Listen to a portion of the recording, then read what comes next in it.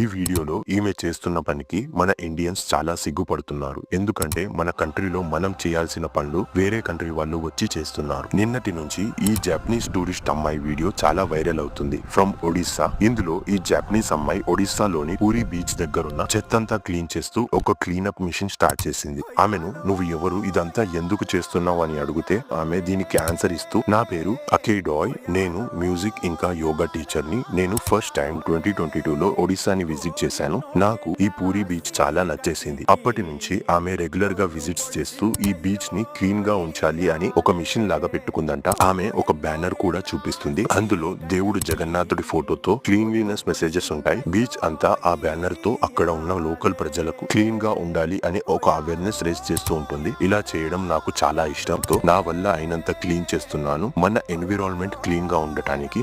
మరిన్ని అప్డేట్స్ కోసం దీని మీద క్లిక్ చేయండి.